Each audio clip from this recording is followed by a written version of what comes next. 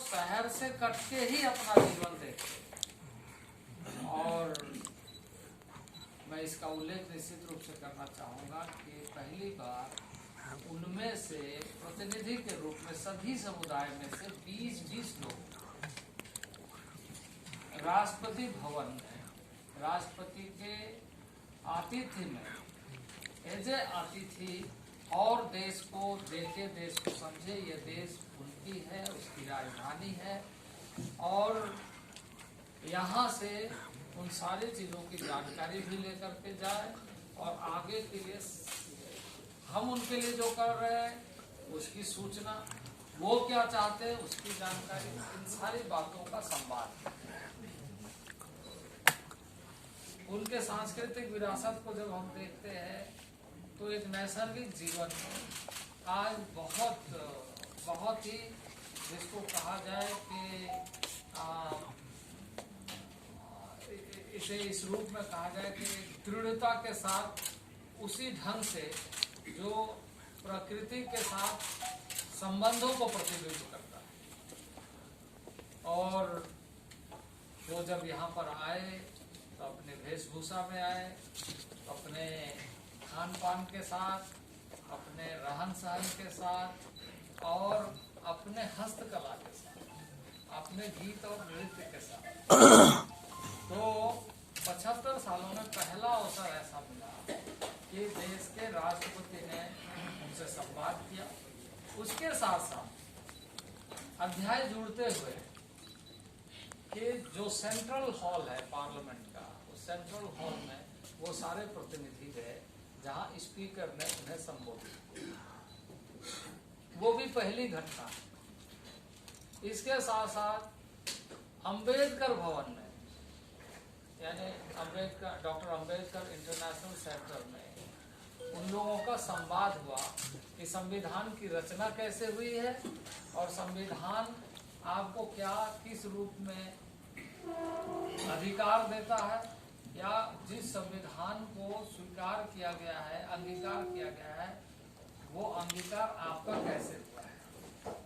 मैं यहाँ से अपनी बात को प्रारंभ करते हुए कहूँगा पिछले 9 वर्षों में इस सरकार ने लगातार प्रयास किया है कि हम मूल रूप से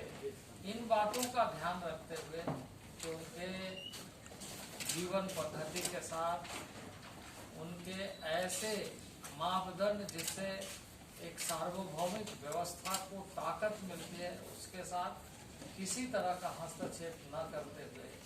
विकासात्मक कार्य योजना को इस दृष्टि से आगे बढ़ाएं कि हम शिक्षा में उन्हें पूर्ण रूप से आत्मनिर्भर बनाएं, स्वास्थ्य में उन्हें पूर्ण रूप से सुविधाएं उपलब्ध कराते हुए जागरूक करें कि अपनी स्वास्थ्य की चिंता सरकार, स्वास्थ्य संस्थाएं ये तो अपने जगह में करते, वो भी उसी तरीके से ध्यान रखें। तो मैं इस अवसर पर निश्चित रूप से कहूँगा कि प्रभुत्व योजना शिक्षा के क्षेत्र में प्रारंभ हुआ है और उसका बहुत अच्छा परिणाम अब आने लगा है और आगामी 2-3 वर्षों में लगभग 3.5 लाख से अधिक बच्चे इस स्कूल में होंगे। 740 से अधिक विद्यालय सुदूरवर्ती यानी यूनिट हमारा डिस्ट्रिक्ट नहीं, हमारा ब्लॉक है और एक डिस्ट्रिक्ट में मिनिमम 10-12 ब्लॉक होते हैं मिनिमम, उसके अधिक कई बड़े डिस्ट्रिक्ट भी होते हैं। तो सभी ब्लॉक स्तर पर उसके पॉपुलेशन को ध्यान में रखते हुए ये निर्णय लिया गया है कि वो ऐसे स्थानों पर स्कूल एस्टेब्लिश हो और बहुत जगहों में बन के तैयार हो गया है। और अब एक बार जहां राज्य अस्थायी तौर से व्यवस्था करे और नियमित रूप से आगे बेहतर क्वालिटी एजुकेशन मिले, इसके लिए हमने 38,000 से अधिक शिक्षकों की, टीचर्स की अपॉइंटमेंट की भी घोषणा की है। उसका कार्य प्रगति पर है और मुझे लगता है कि हम बहुत जल्दी नए टीचर अपॉइंट कर लेंगे। तो क्वालिटी एजुकेशन और इस विद्यालय में खास तौर से इस बात का ध्यान रखा जा रहा है कि उनके स्वास्थ्य की चिंता भी हो, उनके रहने खाने की चिंता हो, उनके क्वालिटी एजुकेशन की चिंता हो, और वो अपने आधार पर जो अपने परंपराएं हैं उसको भी ना भूले, और स्थानीय भाषा के आधार पर स्थानीय भाषा जो रीजनल लैंग्वेजेस है और उन लैंग्वेज में उसको एजुकेशन का अच्छा मौका देगा। यानी कई बार किसी के साथ संवाद करने में सबसे बड़ी कठिनाई क्या होती है? भाषा। तो भाषा पर हम उसके साथ कन्वर्ज कैसे करें, ये इस योजना का एक प्रमुख पक्ष है। तो ये जो नया मॉडल इंट्रोड्यूस किया गया, पहले एकलव्य मॉडल रेसिडेंशियल स्कूल, क्योंकि मैं राज्यों में भी काम करके देखा है, तो केंद्र की तरफ से एक लमसम अमाउंट दे करके यह मान लिया जाता है कि हमने इसके लिए पैसा दे दिया है। अब कई ऐसे राज्य होते हैं जहाँ पर इसकी प्राथमिकता घट जाती है, स्कूल समय पर बनता नहीं है, टीचर आते नहीं है, नामांकन हो नहीं पाता। तो कई जगह इस तरह की कठिनाई हुई, तो कहीं स्कूल बिल्डिंग तो बन गया पर वहाँ स्टूडेंट नहीं आ पाए, स्टूडेंट आए तो टीचर नहीं आ पाए। तो अब सतहीकरण करते हुए हमने पूरे देश के लिए एक नीति निर्धारण किया है, और इसके लिए हमने एक जनजातीय शिक्षण संस्थान के रूप में नेस्ट स्थापित किया, जिसके मिशन डायरेक्टर बनाए, पूरे एस्टेब्लिशमेंट यहाँ पर किया है। और देश भर में जो टीचर्स के मामले में रीजनल लेवल में कोई समस्या होगी तो उसके साथ हमारा नवोदय का एक समझौता हुआ है कि वो लोकल लेवल में टीचर से रिलेटेड कोई भी मामले हो उस कार्यालय से उसको देखा जाए। आगे हम नीचे स्तर तक इसको लेकर के जाएंगे। तो यह जो एक महत्वाकांक्षी योजना प्राइम मिनिस्टर के नेतृत्व में हो रहा है, जो पहले कभी ऐसे नीतियों के साथ, ऐसे कमिटमेंट के साथ, ऐसे संकल्पित ढंग से करने की कोशिश नहीं हो पाई थी। और मुझे लगता है कि इससे, क्योंकि संख्या भी बढ़ेगी, गुणवत्ता भी बढ़ेगी और प्रतिशत भी बढ़ेगा, तो प्रत्येक विद्यालय में ब्लॉक लेवल में जो रेसिडेंशियल स्कूल है उसमें 480 से अधिक 480 स्टूडेंट्स और संख्या लगभग 3.5 लाख से अधिक हो जाएगी। तो ये एक बहुत महत्वपूर्ण योजना है, जिस योजना के माध्यम से हम आशा करते हैं कि इसका परिणाम क्रमशः आता रहेगा। क्योंकि एजुकेशन में जब इनिशिएटिव लेते हैं तो इसमें थोड़ा सा समय लगता है, इस दृष्टि से, क्योंकि जब +2 आता है उसके बाद ही वो कॉम्पिटिटिव एग्जाम के लिए पात्रता रखता है। अभी इस समय में भी हमारी उपलब्धि इस दृष्टि से है, क्योंकि हमारे जो प्रमुख ऐसे तकनीकी संस्थान है, चाहे मेडिकल साइड के हो, चाहे इंजीनियरिंग साइड के हो या मैनेजमेंट साइड के हो, उसमें जो बच्चे पढ़ते हैं, नामांकित होते हैं, उनको स्कॉलरशिप देते हैं। और एकलव्य मॉडल रेसिडेंशियल स्कूल से भी बहुत बड़ी संख्या में बच्चे निकल रहे हैं। तो ह्यूमन रिसोर्सेस ट्राइबल्स का कैसे ज्यादा से ज्यादा सामने आए, ये हमारा एक फोकस है। ह्यूमन रिसोर्सेस को ज्यादा से ज्यादा हम ले करके आए, ये हमारी प्राथमिकता विषय है। इसी तरीके से हमारी सरकार ने इस बात को ध्यान में रखते हुए, जैसे मैंने चर्चा की पिछले दिनों राष्ट्रपति महोदय का संवाद प्रिमिटिव ट्राइब्स के लोगों के साथ, उनके लिए एक महत्वाकांक्षी योजना प्रारंभ किया गया है कि उन गांव में जो सुदूरवर्ती गांव में कम्युनिकेशन के दृष्टि से, लॉजिस्टिक के दृष्टि से, एजुकेशन के दृष्टि से, उनके जो मौलिक सुविधाओं के दृष्टि से, चाहे पानी की हो, चाहे घर का हो, चाहे ऐसे जो भी इस तरह की कनेक्टिविटी की हो, सारी चीजों की सुविधा उनके गांव तक पहुंचाने के लिए 15,000 करोड़ आगामी 3 वर्षों में उन गांवों तक पहुंचाने के लिए खर्च किए जाएंगे। तो ये भी एक बहुत महत्वाकांक्षी योजना है। ये पहली बार हुआ है जिसमें टारगेट किया गया है कि वेनरेबल ट्राइबल ग्रुप जो उसके लिए एक अलग से योजना बनाई गई। कई बार और पिछले कई वर्षों में हम लोगों ने देखा है कि एक जनरल वे में ट्राइबल अफेयर्स का ट्राइबल डेवलपमेंट के लिए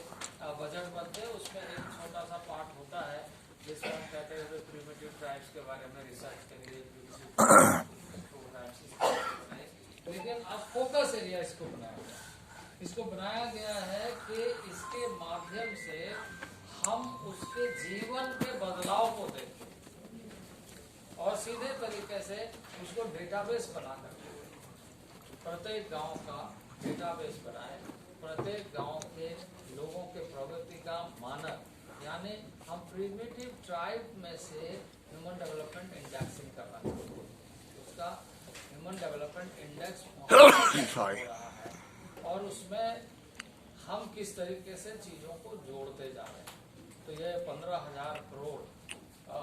का जो राशि है वो स्पेशल फॉर प्रिमिटिव ट्राइब्स है और ये इस तरह की योजना इसके पहले कभी नहीं बनी थी जिसमें वो सारी सुविधाएं, यानी एक हॉलिस्टिक अप्रोच के साथ उसकी जो जीवन पद्धति है, उसकी जो जीवन संस्कृति है, उन सारी चीज़ों को उभारते हुए हम दुनिया के सामने भी लाना चाहते हैं कि कितने गरिमापूर्ण तरीके से सुदूरवर्ती क्षेत्र में रहने के बाद भी वो अपना खुशहाली का इजहार करता है। लेकिन अब उनको बेहतर एजुकेशन, बेहतर सुविधाएं, बेहतर स्वास्थ्य चिकित्सा के, अभी यहाँ पर भी जब आए थे लोगों ने बहुत सारे लोगों को क्योंकि ये राज्य स्तर पर ज़्यादा जिम्मेदारी रहती है कि स्वास्थ्य सेवाएं, आयुष्मान भारत के कार्ड के मामले में हमने सारे लोगों को कहा कि सारे आयुष्मान भारत के कार्ड बना करके उनको दिए जाए ताकि वो सुविधाएं वहाँ स्थानीय स्तर पर ले सकें। तो इस तरीके से ये जो कार्यक्रम हुआ, ये कार्यक्रम एक तरीके से इस बात को दिखाता है कि हम सिर्फ इस बात के लिए नहीं कि हम डेवलपमेंट की बात और डेवलपमेंट की योजना को हम इस दृष्टि से देख रहे हैं कि जिससे राजनीतिक दृष्टि से कैसे हम चीज़ों को देखें, बल्कि जो शायद सुदूरवर्ती क्षेत्र में वो डेमोक्रेटिक सिस्टम में सही तरीके से भागीदारी नहीं सुनिश्चित कर पाता है, लेकिन इसके बावजूद उनको वो सारी सुविधाएं पहुंचाना डेमोक्रेटिक कंट्री का पहला कर्तव्य है और उसको हम इस योजना के माध्यम से पूरा कर रहे हैं। इसी तरीके से जो जिसको ट्राइबल एरिया के रूप में कहा गया है, ट्राइबल एरिया के लिए आर्टिकल 275(1) के स्कीम्स जिसमें हम राज्य सरकारों को, और इस बार हमने ये योजना को ज़्यादा महत्व दिया है जिसमें कहा है कि राज्य एक special planning cell for tribal, special monitoring cell for tribal और स्पेशल होलिस्टिक अप्रोच के साथ काम करने वाले टीम बनाए और उसको राज्य में प्लान बनाने के बाद ट्राइबल एडवाइजरी काउंसिल के माध्यम से वो इस पर चर्चा करें कि प्लान में मिसमैच ना हो, जनरल प्लान के साथ मिसमैच ना हो, जिससे कि हम राज्य के बजट तो बनाते हैं पर उन क्षेत्रों को हम उतना रेखांकित या पिन पॉइंट नहीं कर पाते हैं, जिसके कारण जनरल बजट के साथ वो सारी चीज़ें जब हम उसको इवैल्यूएट करते हैं तो वो हमें अच्छा परिणाम नहीं देता। तो उसके एक्सपेंडिचर को, उसके आउटकम्स को और उसके प्लानिंग को खास तौर से, और इसके लिए भारत सरकार सभी राज्यों को कहा है ये आप अपना तैयार करिए, उसके लिए हम जो उसका एस्टेब्लिशमेंट कॉस्ट है वो भी भारत सरकार देने के लिए तैयार है, क्योंकि एग्जीक्यूशन का अधिकतर दायित्व राज्यों को होता है। क्योंकि एग्जीक्यूशन के लिए हम प्लानिंग लेवल में कुछ चीज़ों को देखते हैं, लेकिन एग्जीक्यूशन लेवल में राज्य को ये ध्यान में रखते हुए करना है कि उसका आउटकम अच्छा कैसे आए। तो जहां हम ऐसे मामलों को यहाँ से अच्छा परिणाम आए इसका प्रयत्न करते हुए आर्टिकल 275(1) में राशि आवंटित करते हैं, वहीं राज्यों की जिम्मेदारी भी इस बात के लिए और अधिक बढ़े, उसको जो पीछे से सपोर्ट चाहिए उसके लिए भारत सरकार ने योजना प्रारंभ किया। तो इस तरीके से जो आधारभूत संरचना के जो गैप्स हैं, और कई स्थानों पर हम अगर डिटेल्स में योजनाओं के साथ हम अगर चाहेंगे तो उसको भी हम दे सकते हैं, लेकिन मूलतः जो उद्देश्य है हमारा उसको हमने यहाँ पर उद्धृत किया। इसके साथ साथ ही हमने एक 36,000 गाँवों को, क्योंकि लगभग 1,25,000 गांव इस देश में ट्राइबल डोमिनेटेड विलेज है, जिसके प्रतिशत कहीं कम है कहीं ज़्यादा है। तो लेकिन उसमें से जो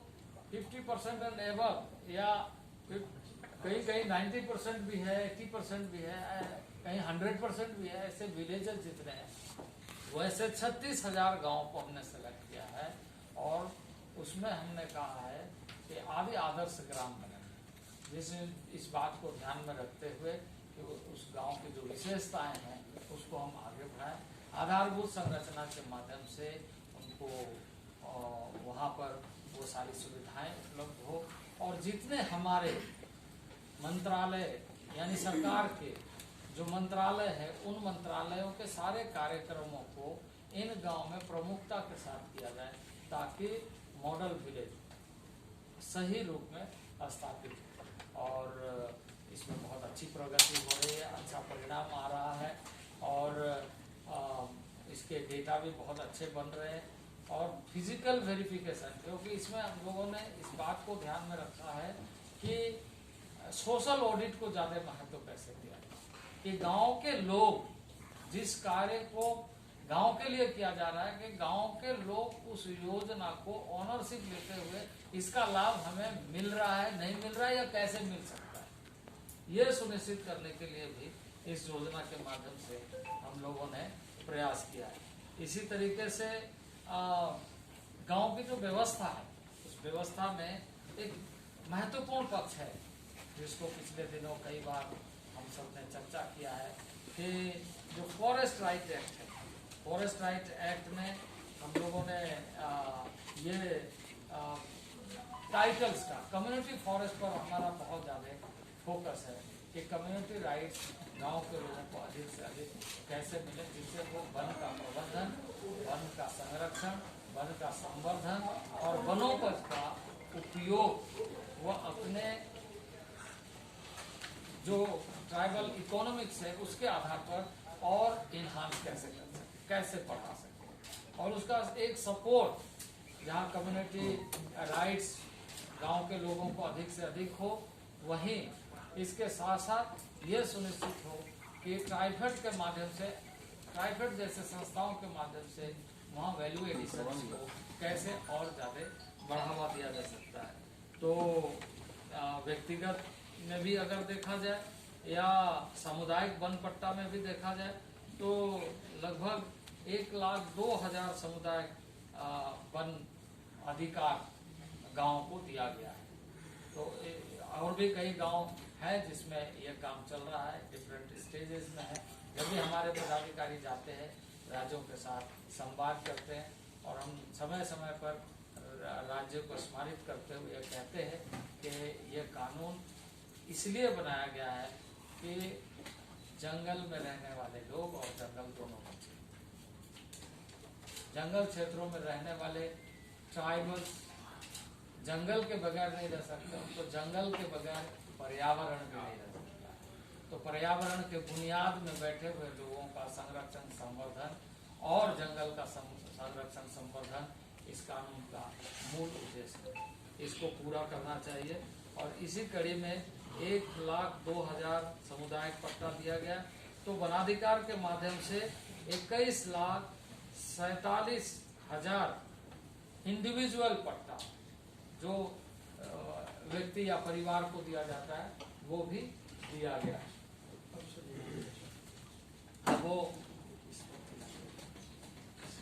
अब उसकी संख्या अब 21,37,000 से 21,99,000 हो गया। तो इस तरीके से हमारा ये सारी कार्यक्रम इकोलॉजिकल बैलेंस के साथ ट्राइबल डेवलपमेंट कैसे हो, इस पर हमारा बहुत ज़्यादा जोर है और उसके तहत परिणाम बहुत अच्छे ढंग से शुरू हो रहा है। इसी के साथ जोड़ करके हमने इस सरकार में 9 वर्षों के कालखंड में प्रधानमंत्री जनजातीय विकास मिशन एक स्पेशल प्रोग्राम प्रारंभ किया है। प्रधानमंत्री जनजातीय विकास मिशन के माध्यम से ट्राइफेड और बंधन केंद्र, इसके साथ नॉर्थ ईस्ट के प्रोग्राम विशेष तौर से लिए गए। जो सेंट्रल इंडिया है, वहाँ के जो मध्य भारत है, वहाँ के जो ट्राइबल एरिया है, उसमें यह योजनाएं अच्छे ढंग से लागू हो और बहुत सारे आर्टिजन्स को इसमें प्रमोट किया जा रहा है और उनके उत्पादों को बाजार दिया जा रहा है और उससे बहुत अच्छा परिणाम आ रहे हैं। पिछले दिनों आपने देखा होगा कि माननीय प्रधानमंत्री जी आदि आदर्श जो महोत्सव है, उस महोत्सव में गए थे और उस महोत्सव में हमारे ट्राइबल आर्टिजन्स, ट्राइबल प्रोडक्ट, और उसका बहुत अच्छा अनुभव रहा। उसके माध्यम से बहुत अच्छे ढंग से एक बाजार बन रहा है ट्राइबल उत्पादों का। कई और ई मार्केट प्लेस भी बनाया गया है, जिसके माध्यम से हम ऑनलाइन सारी चीज़ों को कैसे आगे बढ़ाएं, इसकी भी कोशिश हो रही है। तो इसके पीछे उद्देश्य है कि हर गांव को वनोपज, जहाँ जंगल है, वनोपज के साथ उसकी उत्पादकता बढ़े, देशज हुनर बढ़े और देशज हुनर को ज़्यादा महत्व मिले। बहुत सारे ऐसे उत्पाद जो आदिकाल से लोग ट्रेडिशनल तरीके से बनाते आ रहे हैं और वो बहुत ही अधिक डिमांड भी है और बहुत ही लावण्य भी है, बहुत अच्छा भी है। तो उसका कोशिश किया जा रहा है कि उसको आगे बढ़ाया जाए। एक जो इस अवसर पर निश्चित रूप से कहूँगा, कई बार कई राज्यों में और लगातार बातचीत के क्रम में या क्योंकि राज्य में काम करने का अनुभव है, इसलिए स्कॉलरशिप बांटने में बहुत कठिनाई होती है। कैंप लगाइए, ब्लॉक लेवल पे दीजिए, लेकिन अब डीबीटी के माध्यम से ऑनलाइन कर दिया गया और लगभग 30 लाख से अधिक बच्चों को डीबीटी के माध्यम से दिया जा रहा है। और अब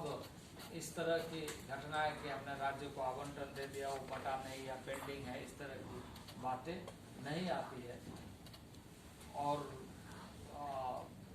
सामने में एक अच्छा अनुभव आता है। और डिजिटल लेवल पे इस मंत्रालय ने ऐसे कई चीज़ों को आगे बढ़ाया है जिससे